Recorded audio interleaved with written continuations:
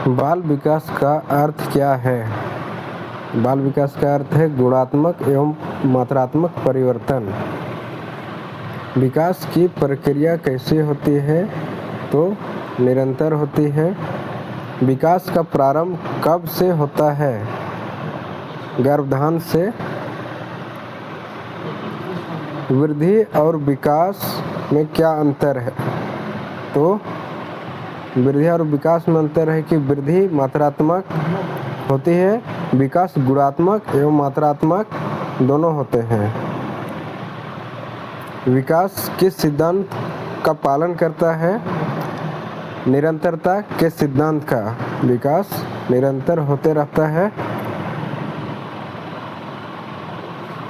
विकास पहले किस दिशा में होता है? सिर से पैर, मतलब विकास सिर से पैर की ओर होती है। विकास का दूसरा प्रमुख सिद्धांत कौन सा है? निकट से दूर। विकास का प्रमुख सिद्धांत निकट से दूर। बाल विकास किन कारकों से प्रभावित होती है? वंशानुक्रम, वातावरण। बाल विकास किन कारकों से प्रभावित होती है? वंशानुक्रम एवं वातावरण। सीखना क्या है? अनुभव के कारण व्यवहार में अपेक्षाकृत स्थायी परिवर्तन। सीखना एक स्थायी परिवर्तन है। शिक्षा का मुख्य उद्देश्य क्या है? बालक का सर्वांगीण विकास। शिक्षा का मुख्य उद्देश्य बालक का सर्वांगीण विकास है। 11 नवंबर में है, सीखने की सर्वाधिक उपयुक्त आयु कौन सी मानी जाती है? तो सीखने की सर्वाधिक उपयुक्त आयु बाल्यावस्था में होती है। और पियाजे का सिद्धांत किससे संबंधित है? संज्ञानात्मक विकास से पियाजे का सिद्धांत संबंधित है। पियाजे के अनुसार संज्ञानात्मक विकास की अवस्थाएं हैं 4 है। वाइगोत्स्की ने किस पर बल दिया? वाइगोत्स्की ने किस पर बल दिया? तो सामाजिक अंतःक्रिया और भाषा पर बल दिया।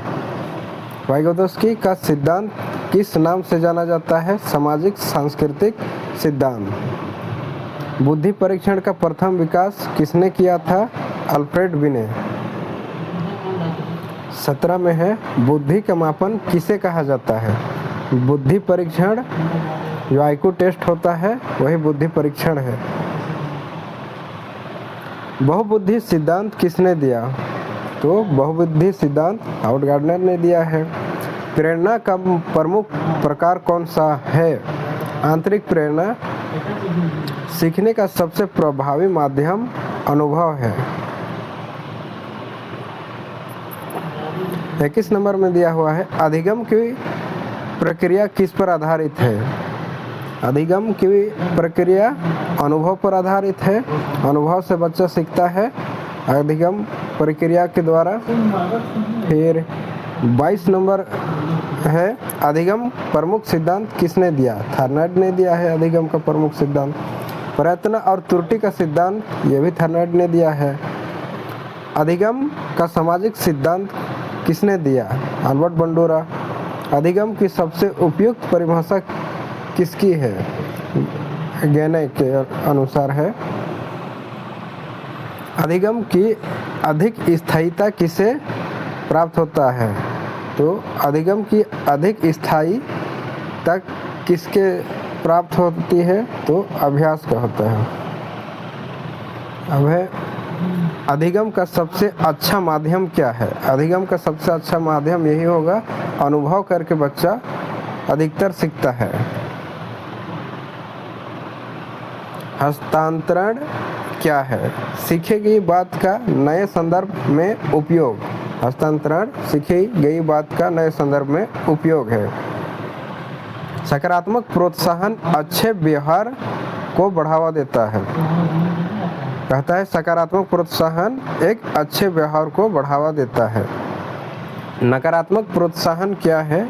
अभिप्राय अवस्था को हटाना। 31 नंबर में दिया हुआ है अनुकरण अधिगम का सिद्धांत किसने दिया था? ये मनोवैज्ञानिक सिद्धांत है, अल्बर्ट बंडूरा। अनुकरण अधिगम का सिद्धांत अल्बर्ट बंडूरा ने दिया था। संज्ञानात्मक विकास के सिद्धांत के प्रणेता कौन थे? जीन पियाजे, कॉग्निटिव डेवलपमेंट।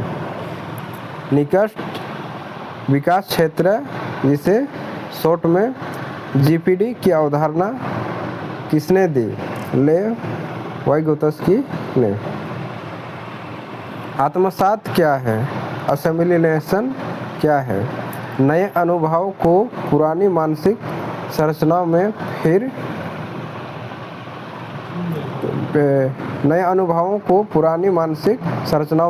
फिट करना। समायोजन क्या है? नए अनुभव के अनुसार मानसिक संरचनाओं में परिवर्तन। पियाजे के अनुसार बुद्धि के विकास के कितने चरण हैं? बुद्धि के विकास के 4 चरण है।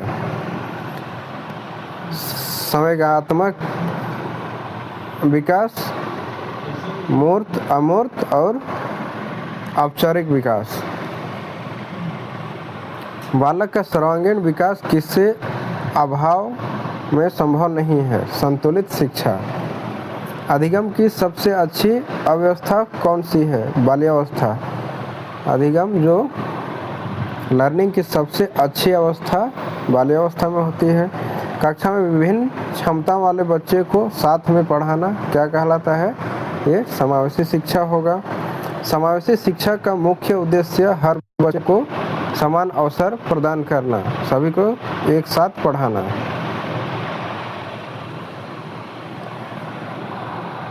41 नंबर में दिया हुआ है बालक का सामाजिक विकास मुख्यतः किस के माध्यम से होता है?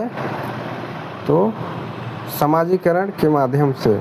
समाजीकरण की प्रथम पाठशाला कौन सी होती है? परिवार।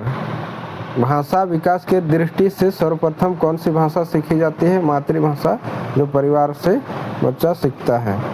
भाषा विकास में सबसे महत्वपूर्ण अवस्था कौन सी है? प्रारंभिक बाल्यावस्था।